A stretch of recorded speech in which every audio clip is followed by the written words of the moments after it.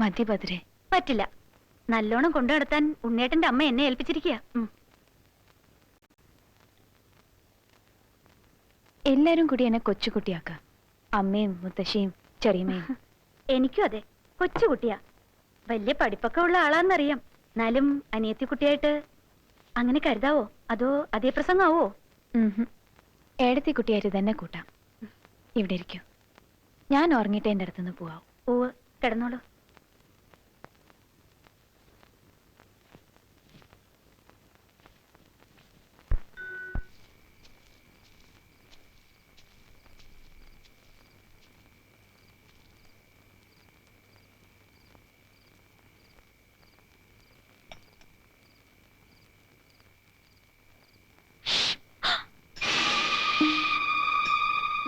എന്താ വേണ്ടേ?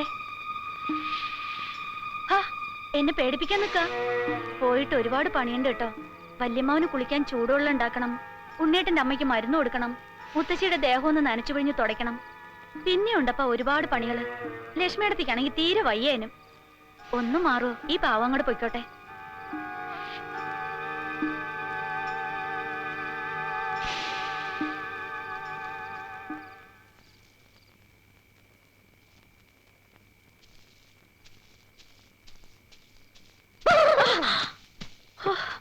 ശരിക്കും പേടിച്ചുട്ടോ. ആരോടായിരുന്നു കാവ്യനത് സംസാരം? എന്നെ പേടിപ്പിക്കാൻ നിക്കാന്നേ. ഇപ്പൊ കുറച്ചു ദിവസമായി തിരിയും കൊണ്ട് ചെല്ലുമ്പോ ഒരു വട്ടം ചുറ്റല്. ഇങ്ങനെ നിക്കും, തല പതുക്കെ ഇളക്കി. നിന്നോട് ഇഷ്ടം കൂടിയിട്ടാവും. ഇഷ്ടം മൂത്ത് മൂത്ത് ഒരു ദിവസം നിന്നെയും കുത്തി അങ്ങ് പറന്നു പോകുന്ന അകലുവത്തേക്ക്. എന്നാ പിന്നെ സുഖായി. നാഗരാജാവിന്റെ റാണിയായിട്ട് അങ്ങനെ കഴിയാലോ. എന്നാലേ മാണിക്യം പോയ സർപ്പത്തെ പോലെ ഞാൻ തല തല്ലി ചത്തുകളയും. ഇതാണോ മാണിക്യം? ഇത് വെറും വെള്ളാരങ്കല്ലല്ലേ? എന്നാലേ ഈ വെള്ളാരം കല്ലിന് മാണിക്യത്തെക്കാൾ മാറ്റുപോകും. വീട് ഉണ്ണിയേട്ടാ, കാവിന്റെ അടുത്ത് വെച്ചുള്ള കളി വേണ്ട കേട്ടോ. പിന്നെ ഇത് എവിടെയെങ്കിലും വെച്ചൊന്ന് കാണിക്കട്ടെ.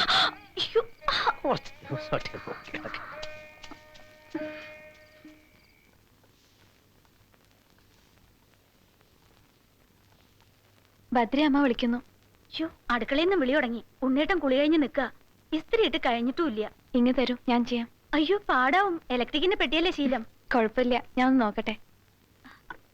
ഞാൻ ഇപ്പൊ വരാട്ടോ.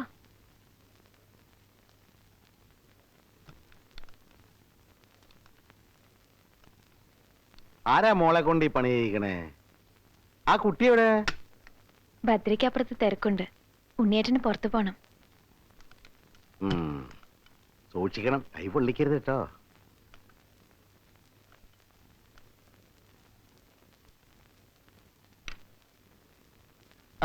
എന്താ ഇത്? ഭദ്രയില്ലേ അവിടെ? ഭദ്രയ്ക്ക് എന്തൊക്കെയാ ജോലി? കുറെ ഞാനും ഷെയർ ചെയ്യാന്ന് വെച്ചു. കൂടാ റെഡി. ഇനി മുത്തശ്ശന് മൂർക്കാൻ വേണം അല്ലേ? അത് ഓക്കെ. അവിടെ നല്ല കോച്ചിങ് വന്നിരിക്കുന്നല്ലേ? ഇതൊക്കെ കണ്ട് മനസ്സിലാക്കിയതാ. ഇപ്പൊ ഉണ്ണിയേട്ടന്റെ റൊട്ടീനൊക്കെ എനിക്കറിയാം. എന്താ ഇത്തിരി ബഹുമാനം തരാന്ന് കരുതിയത്? പേരിന്റെ കൂടെ ഒരു ഏട്ടൻ ചേർന്നിരിക്കണ്. അതിനൊരു ഭംഗിയുണ്ട്, ഉണ്ണിയേട്ടൻ വിളിക്കാൻ.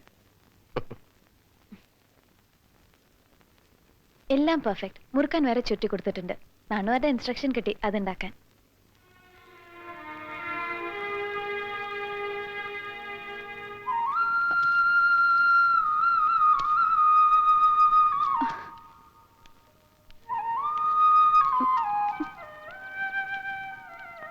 കിട്ടാതാവുമ്പോ പൊളിക്കുന്നാവോ? ഹേയ് ഇല്ല, ഒരു നുള്ളു നാക്കിൽ കിട്ടി. സ്വാദ് പിടിച്ചു പോയി. ഇതാ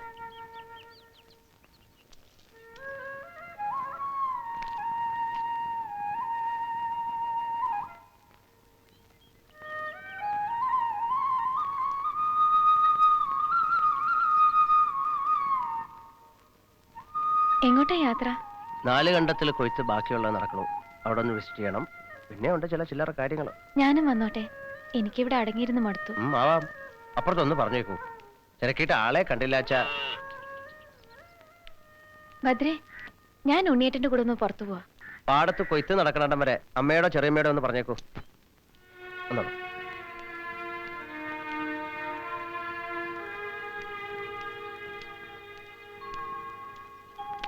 നടക്കങ്ങോട്ട് വച്ചിട്ടുണ്ടോ നിനക്ക്? നന്ദമോൾ എവിടെ ലക്ഷ്മിക്കുട്ടിയെ? ഉണ്ണിയുടെ കൂടെ പാടത്തേക്ക് പോയത്രേ. ഓ, ഈ വെയിലത്ത് അയക്കുണ്ടായിരുന്നു. പാടത്തും തൊടിയിലൊക്കെ നടക്കാനുള്ള കൊതിയാ. ആദ്യായിട്ടല്ലേ ഇതൊക്കെ കാണുന്നേ. ഇപ്പൊ ഇത്തിരി ഉത്സാഹമൊക്കെ വന്നിരിക്കുന്നു. അതൊക്കെ കഴിഞ്ഞതൊക്കെ മറന്നു പോകുന്നുണ്ടാവും. ഉണ്ണിയുടെ ഒരു വർത്താനം പറച്ചിലും ഒക്കെയാ ഒന്ന് തെളിച്ചം വരുത്തിയെടുത്തത്. അതെ, ഉണ്ണിയുടെ ചുറ്റുവട്ടത്തുണ്ട് എപ്പോഴും. നീ എന്താ ചിരിച്ചേ? ഹേയ്, ഒന്നുമില്ല. എന്താ പറയണേ രണ്ടാളും? ഒന്നുമില്ലമ്മേ, നമുക്ക് അകത്തേക്ക് പോവാം.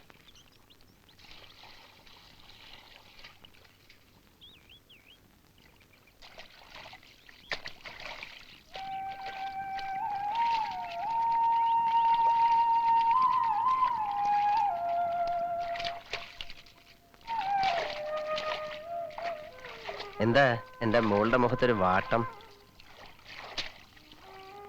ഏ വേണ്ട കേട്ടോ. എന്തു പറ്റി? ഒന്നുമില്ല. അല്ല, എന്തുകൊണ്ട് ഈ മുഖം കറുത്താലും വെളുത്താലും എനിക്ക് അറിഞ്ഞൂടെ? ഹാവൂ, ഈ തിരക്കിനിടയിലും എന്റെ മുഖം ശ്രദ്ധിക്കുന്നുണ്ടല്ലേ?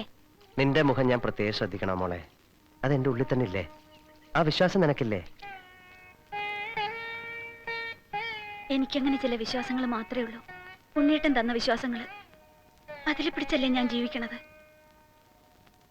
ഇന്നലെ തൊട്ട് നടക്ക ഞാനൊരു വിവരം പറയാൻ. കാറൽ മണ്ണിന്നൊരു കത്ത് വന്നിരിക്കണു. അങ്ങോട്ട് ചെല്ലണം എന്ന് പറഞ്ഞ് കരണേട്ടൻ എഴുതിയതാ. എന്തിനാണെന്ന് എനിക്കറിയാം. പോയാല് കഴിഞ്ഞ കുറി അച്ഛമ്മയെ കാണാൻ ചെന്നപ്പോ അയാളുടെ കയ്യിൽ നിന്ന് എങ്ങനെയാ രക്ഷപ്പെട്ടു വന്നതെന്ന് എനിക്കേ അറിയൂ. ദുഷ്ട. ഒരിടത്തേക്ക് നിന്നെ ഞാൻ അയക്കില്ല. എന്നെന്താ ഈ രണ്ട് കൈക്കുള്ളിൽ ഇങ്ങനെ സൂക്ഷിക്കും. പിന്നെ എന്തിനാ എന്റെ മോളെ നീ പേടിക്കണേ?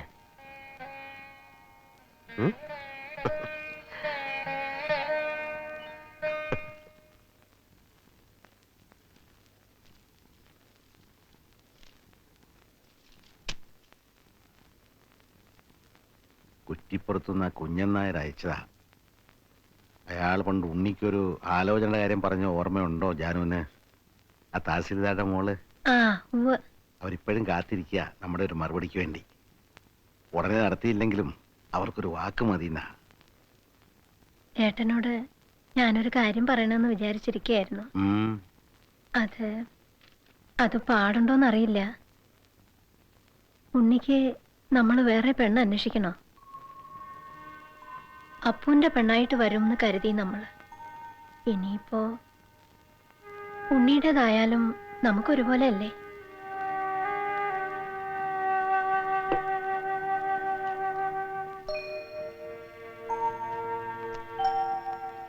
അതിപ്പോ ആ കുട്ടിയുടെ മനസ്സിൽ എന്താണെന്ന്. അതിന് സമ്മതാവും. ഉണ്ണിയായിട്ട് ഇടപഴകണ കാണുമ്പോ അങ്ങനെ ഒരു വിശ്വാസം. അങ്ങനെ നടക്കുക വെച്ചാ അവന്റെ ഭാഗ്യ. അത്രയ്ക്ക് ഐശ്വര്യം ഉണ്ട് ആ കുട്ടിക്ക്. ആരാ?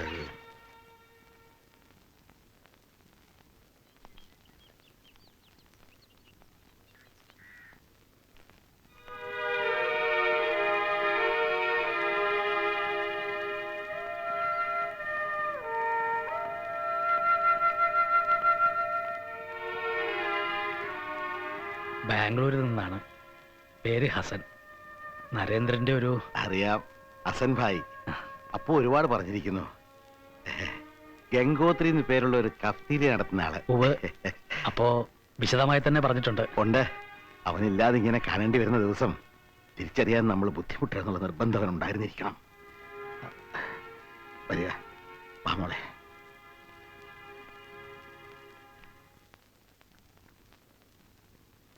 ആ,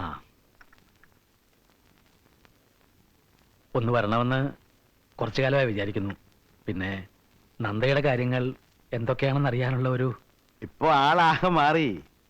കളിയും ചിരിയെ കുറേശ്ശെ തിരിച്ചു കിട്ടിയിരിക്കണോ? മോള് വന്നില്ലേ കുട്ടിയെ? ഇല്ല, കുളന്തേവനടുത്ത് പോയിരിക്കുക ഉണ്ണേട്ടന്റെ കൂടെ.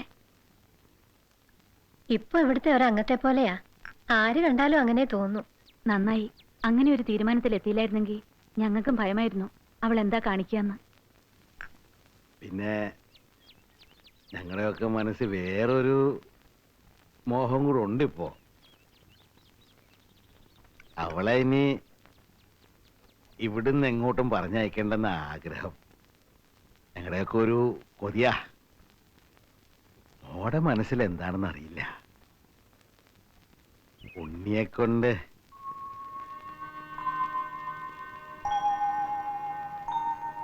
നരേന്ദ്രന്റെ നന്മയും വിശുദ്ധിയും ഈ ലോകം അർഹിക്കുന്നില്ല എന്ന് കരുതിയിട്ടാവണം സർവശക്തൻ അവനെ തിരിച്ചു വിളിച്ചത്.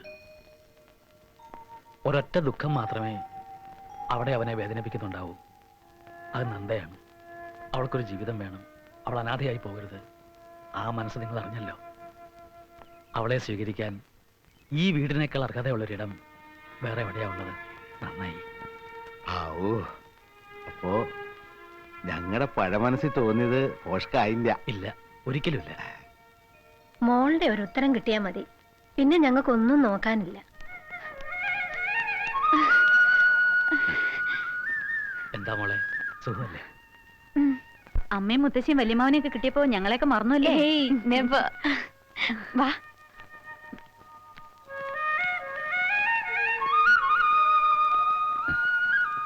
സന്തോഷായി. നിങ്ങളെല്ലാവരും കൂടി അവൾക്ക് പുതിയൊരു ജന്മം കൊടുത്തല്ലോ. മനസ്സ് നിറയെ സന്തോഷായി. ബാംഗ്ലൂരിലേക്ക് തിരിച്ചു വരുന്ന കാര്യം എനിക്ക് ചിന്തിക്കാനേ വയ്യ വിമല. നരനില്ലാത്ത ആ സിറ്റി അതെനിക്ക് വേണ്ട. ഞാനിപ്പോൾ ഇവിടെ അനുഭവിക്കുന്ന ഒരു സേഫ്റ്റി, ഒരു പീസ്, അതൊരുപാടാണ്. വീണ്ടും ഒരു കുട്ടിക്കാലം തിരിച്ചു കിട്ടിയ പോലെ അമ്മയുടെ മടിയിൽ നമുക്കെല്ലാം ഫീൽ ചെയ്യുന്ന ഒരു സെക്യൂരിറ്റി ഇല്ലേ? ഈ വീട് എനിക്കതാ തരുന്നത്. എത്ര നാളെന്ന് ഞാൻ ആലോചിക്കുന്നേ ഇല്ല. ചിലപ്പോൾ മരണം വരെ, അല്ലെങ്കിൽ ഈ വീട് വിട്ടിറങ്ങുന്നതായിരിക്കും എല്ലാ അർത്ഥത്തിലും എൻ്റെ മരണം. എനിക്ക് മനസ്സിലാവുന്ന നന്ദ, എനിക്കും ഹസൻ ബായിക്കും നിന്നെ സ്നേഹിക്കുന്ന എല്ലാവർക്കും ഇപ്പൊ സന്തോഷമാണ്. അത് നീണ്ടു നിൽക്കണമെന്നാണ് ഞങ്ങളുടെ പ്രാർത്ഥന. പിന്നെ ഈ വീട് നിന്നെ ഒരിക്കലും നഷ്ടപ്പെടാൻ തയ്യാറല്ലെന്നാ പറയുന്നത്. അമ്മയും വല്യമ്മാവനും അവരുടെ ഒരു ആഗ്രഹം പറഞ്ഞു. എനിക്കും തോന്നി അങ്ങനെ തന്നെയാ വേണ്ടത്. നീ എന്താ മീൻ ചെയ്യുന്ന? അവരെന്ത് പറഞ്ഞു എന്നാ? അവർക്ക് നിന്നെ ഉണ്ണിയും ഒന്നിച്ചു ചേർക്കാനാ പ്ലാൻ. വിമല, നീ എന്താ പറഞ്ഞത്? എന്താ വിമല, നിനക്കെല്ലാം അറിയാവുന്നതല്ലേ? നരന്റെ സ്ഥാനത്ത് അതെങ്ങനെ കഴിയും? മറ്റാരും അല്ലല്ലോ, ഉണ്ണിയല്ലേ എന്ന് കരുതി? കാഴ്ചയിലെ സാമ്യത്തിനപ്പുറത്ത് അവർ രണ്ടും രണ്ടല്ലേ? നോക്കൂട്ടി, നീ പെട്ടെന്നൊരു തീരുമാനത്തിലെത്തണമെന്ന് ഞാൻ പറയില്ല. പക്ഷേ ഈ വീട്ടിൽ നീ ഇപ്പൊ അനുഭവിക്കുന്ന മനസമാധാനവും സന്തോഷവും അതെന്നും നിലനിൽക്കാൻ പതുക്കെ സമയമെടുത്ത് നീ ചിന്തിച്ചു നോക്ക്. ഈ വീട്ടിലെല്ലാവരും നിന്റെ തീരുമാനത്തിന് വേണ്ടി കാത്തിരിക്കുകയാണ്. അല്ല, സമയം പോയി, പുറപ്പെടണ്ടേ? ഓ, ഞാൻ എല്ലാവരെയും കണ്ടെന്ന് യാത്ര പറഞ്ഞിട്ട് വരാം. ബാംഗ്ലൂരിൽ നിന്ന് എന്റെ കൂടെ വന്ന നന്ദയാണോ ഇത്? ഒരുപാട് മാറിയില്ലേ? ഉവ് പറഞ്ഞു. ഉണ്ണിയാണ് ഇതിന്റെ പുറകിലെന്ന് അമ്മ പറഞ്ഞു. ആ,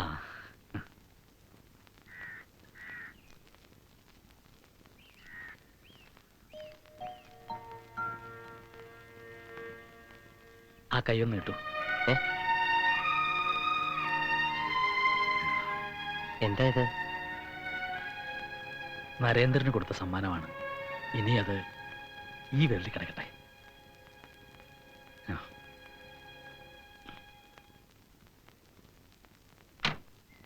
ഞാൻ വിളിക്കാം നന്ദ. ഡാഡിയുടെ കാര്യം ഞാൻ മറക്കില്ല. പോയി കാണുക തന്നെ ചെയ്യാം. ഉണ്ണി, എന്റെ മോളെ നോക്കിക്കൊള്ളണം.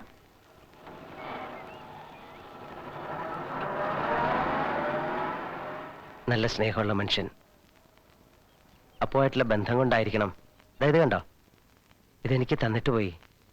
അപ്പുവിനെ കൊടുത്തതായിരുന്നു അത്രേ. കിടക്കട്ടെ, അവന്റെ ഒരു ഓർമ്മയായിട്ട് വിരലിൽ കാണാമല്ലോ.